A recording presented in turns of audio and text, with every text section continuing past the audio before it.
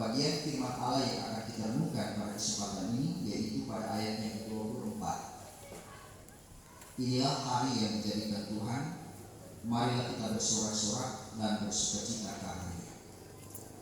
Nah, karena itu saya memilih bagian firman Tuhan ini sesuai dengan konteks kita merayakan HUT Jemaat yang 109, tepatnya sesungguhnya tanggal 21 Januari.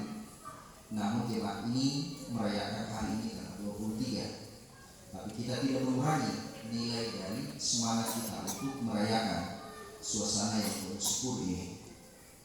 Bapak Ibu sekalian, nats kita sekali lagi berkata, inilah hari yang dijadikan Tuhan, marilah kita bersorak-sorak dan bersukacita. Setiap hari kita menerima sinar terang mentari sebagai pemberian Tuhan kepada kita. Dan setiap pagi pula kita menerima hari yang baru. Selama 12 jam kita dapat menikmati cahaya mentari hingga pada petang hari. Dalam waktu 24 jam boleh terjadi perubahan nama hari itu. Setiap 24 jam mungkin kita merasakan perbedaan yang begitu besar dalam kehidupan kita sekalian. Seperti merasakan kelainan pada hari yang baru yang kita terima. Sekalipun ada perbedaan waktu, tanggal, jam, dan seterusnya. Dan itu semua adalah merupakan perbuatan Tuhan yang nyata bagi kita sekalian.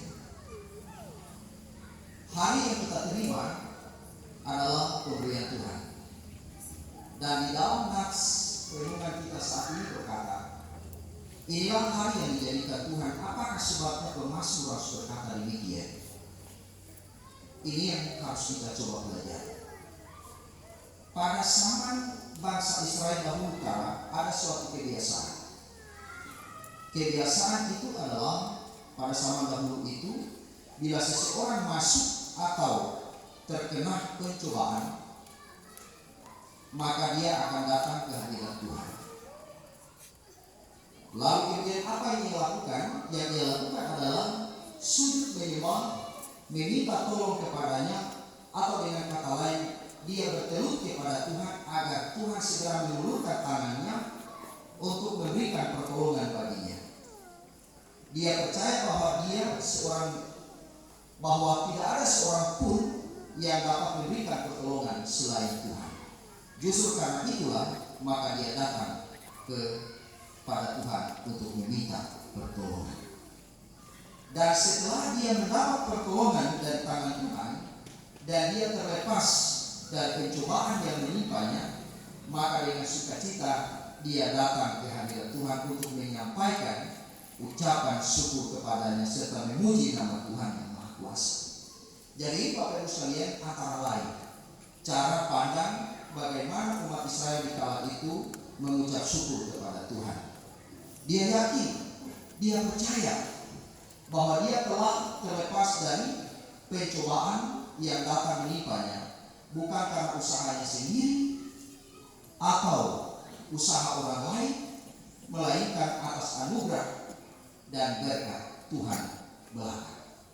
Nah, karena kita berbicara anugerah, berarti sesuatu yang diberikan kepada kita secara cuma-cuma, tidak melalui sebuah proses kerja, banting tulang dan sebagainya, tetapi kita diberikan secara cuma-cuma tanpa kita melaksanakan pekerjaan terlebih dahulu.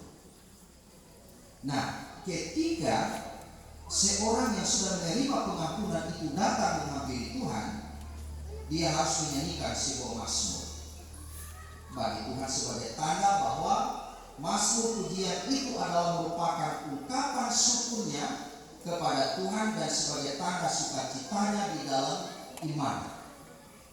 Salah satu bagian mazmur yang biasanya dinyanyikan adalah mazmur yang menjadi nats kita saat ini. Jadi Bapak Ibu sekalian yang terkasih dalam Tuhan, kita sekarang ini sebenarnya ada di tengah-tengah pertengahan Alkitab. Karena Alkitab yang kita baca ini, bagian ini adalah bagian paling tengah, yaitu Mazmur 118 dari Kejadian sampai Wahyu. 8.000 lebih ayat. Jadi kita sekarang itu ada di pasal yang paling tengah, yaitu pasal yang 118. Dan itu pasal inilah yang sering dinyanyikan, bagian inilah yang sering dinyanyikan oleh orang-orang ketika ia terlepas dari berbagai kemelut-kemelut kehidupannya. Lalu ia menyatakan syukur, pertanda bahwa ia sedang luput dari kondisi hidup yang sedang menderah kehidupan. Bapak Ibu sekalian yang terkasih dalam Tuhan, dan pada hari ini kita bersuka cita karena dapat merayakan hari ulang tahun Jemaat Ebenezer Molino ini berdiri yang ke 109 tahun. Bertepatan pula dengan Hari Pekabaran Injil masuk tanah Banggai. Dan juga pada hari ini pula maka kita berada bersama-sama dengan jemaat di tempat ini hendak mengakhiri, menutup semua rangkaian-rangkaian aktivitas yang bertalian dengan perayaan Natal dan Tahun Baru. Tentu kita malam hari ini mencoba untuk menimbang sesuatu, dan timbangan kita ini yang kita gunakan ini adalah timbangan yang sangat dikenal di dalam Alkitab, yaitu neraca. Tidak boleh salah neraca timbang kita. Jadi di hari ulang tahun jemaat yang ke-109 Bapak Ibu sekalian, tentu di sini kita akan menimbang-nimbang sesuai dengan neraca timbang yang kita miliki, berapa jauh jemaat ini melangkah dan seberapa besar yang telah dilakukan demi untuk pelayanan. Dan itulah saudara-saudara suasana yang kita harus syukuri, sebab mereka dapat melampaui berbagai kemelut-kemelut kehidupan ini dengan berbagai situasi dan kondisi yang terkadang membuat, bahkan hampir membuat perpecahan-perpecahan baik pandangan, pendapat, ideologi dalam kehidupan kita berjemaat. Maka saatnya kita saat ini untuk kembali untuk memeriksa hal itu. Apakah yang lebih banyak dialami oleh jemaat ini kemelut, ataukah suasana pelayanan yang lebih meningkat sesuai dengan kesadaran kita sebagai warga jemaat dalam melaksanakan pelayanan di tengah-tengah kehidupan kita berjemaat, berkeluarga, dan bermasyarakat. Kita saat ini saudara-saudara menaikkan ucapan syukur kepada Tuhan atas segala bimbingan dan juga atas segala bentuk pertolongan yang telah diberikan kepada kita. Dan kita semua tidak akan melupakan segala anugerah yang Tuhan telah limpahkan bagi kehidupan dan pertumbuhan iman jemaat di tempat ini. Dan sini mau kita mencoba untuk mengoreksi perjalanan hidup jemaat Tuhan. Kalau kita mau pinjam bahasa Presiden Amerika Serikat, ia mengatakan begini: jangan Anda bertanya tentang apa yang negara sudah berikan kepada rakyatnya, tetapi tanyakan seberapa banyak yang rakyat berikan kepada negara. Kalau ini kita korelasikan di kehidupan kita berjemaat, khususnya kita di Plasis Manto ini, bahkan kita yang ada di jemaat ini, maka boleh juga kita akan berkata begini: jangan tanyakan seberapa banyak yang telah diberikan oleh gereja kepada jemaat, tetapi tanyakan seberapa banyak jemaat memberi kepada gereja. Jadi ini saudara-saudara yang perlu kita amati bersama-sama dan perlu kita perhitungkan dengan neraca yang jelas. Sesungguhnya apa yang sedang kita alami hari ini. Bahkan saudara-saudara sekalian, kalau kita menghubungkan dengan sebuah perusahaan, maka perusahaan itu di setiap tahun maka dapat ia perhatikan bagaimana pertumbuhan perusahaan itu. Baik itu perusahaan itu bergerak di bidang apapun juga, tetapi ia selalu memperhitungkan laba.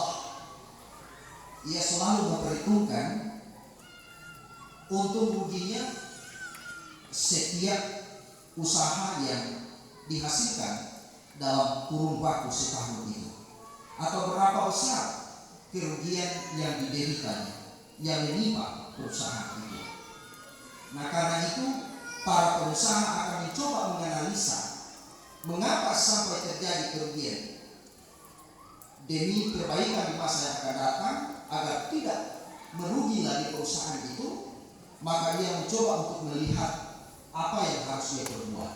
Kalau misalnya perusahaan itu memperoleh laba ataupun keuntungan, maka ia akan mencoba menganalisa apa semua keberhasilan yang telah ia lakukan, agar kiranya tahun-tahun berikutnya semakin sukses lagi. Ini merupakan sebuah pertanda bahwa gereja Tuhan di tempat ini mungkin boleh dikatakan mari kita membuat sebuah resume untung rugi. Kira-kira kalau seperti perusahaan bergerak di bidang keuangan, sudah berapa banyak yang telah kita lakukan dan sudah berapa banyak keuntungan yang dikantongi dalam kehidupan pelayanan ini, dan seberapa banyak pula kerugian-kerugian yang telah menghambat pertumbuhan gereja ini. Nah, ini saudara-saudara perlu kita amati dan kita ketahui. Dan apabila yang lebih besar itu adalah kerugian, maka saatnya bagi kita semua bersama-sama untuk memperbaiki agar kiranya ada perkembangan yang lebih mendominasi pelayanan itu ke depan, supaya lebih baik dan lebih maju lagi dari yang ada sekarang. Tidak untuk kemungkinan Bapak Ibu sekalian, dalam perkembangan jemaat ini 109 tahun ada banyak sekat-sekat yang telah bertumbuh bahkan berakar. Diganti lagi dengan ada berbagai sistem-sistem yang bergerak di dalam kehidupan kepelayanan itu. Itu semua saudara-saudara dari segi pandangan kita, maka pasti itu adalah bentuk daripada halangan-halangan kita dalam memajukan pelayanan ini. Tetapi dalam gelombang pelayanan itu, tentu harapan kita bersama, walaupun demikian, kita terus akan mempertahankan kehidupan pelayanan ini lebih baik lagi, sebab yang memiliki, yang punya pemimpin, yang memimpin gereja ini, yang punya gereja ini adalah Allah, Yesus, Roh Kudus. Kalau Roh Kudus itu tidak ada lagi di dalam kehidupan kita berjemaat, maka tanda-tanda perpecahan ada di ambang pintu, saudara-saudara. Tetapi kalau Roh Kudus itu akan bekerja, maka semuanya itu akan diluruskan. Jalan itu akan lurus, bahkan hasil pelayanan itu akan dilipat gandakan. Nah, karena itu saudara-saudara, pilih kepanggilan kita, yaitu menjadi jemaat yang setia dan menjadi pelayan yang setia.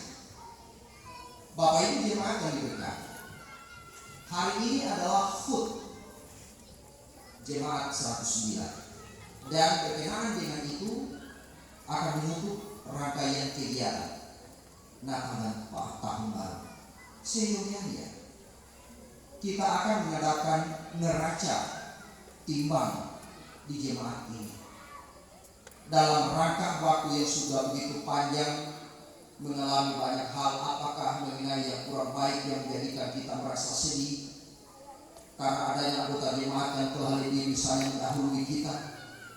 Apakah karena kesalahpahaman di antara sesama kita dan lain-lain sebagainya? Nah, pada hari ini kita patut berlutut dan berdoa agar hal-hal yang demikian itu dapat kita pergunakan untuk mendekatkan kembali jemaat ini kepada Yesus Kristus sebagai pajak gereja itu.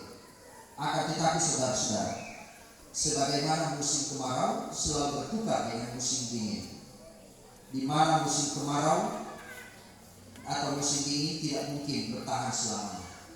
Itu kondisi jemaat. Demikian juga dengan manusia dan jemaatnya.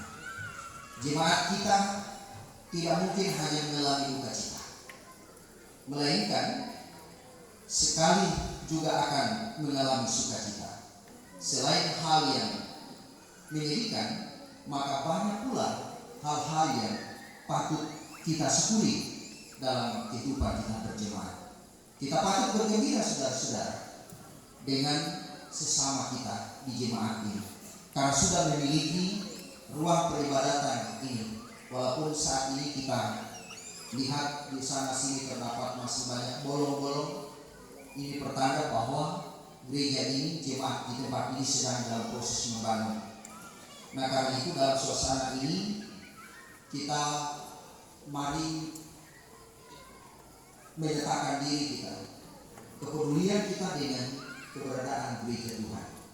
Sebab gereja Tuhan di tempat ini bukan hanya milik jemaat di tempat ini, tetapi milik orang beriman, milik kita bersama. Dan juga di tempat ini saudara-saudara, semua telah nampak yang dilakukan dalam pelayanan itu hasil dari swadaya mereka. Mereka tetap memperjuangkan agar kiranya tempat mereka menyembah ini akan dan satu ketika akan dapat terselesaikan dengan sebaik-baiknya. Dan itulah saudara-saudara yang perlu kita imani, bahwa kita bukan hanya membangun saja kebutuhan jasmani, tetapi kita juga harus membangun kehidupan batinia kita, yaitu rohani kita.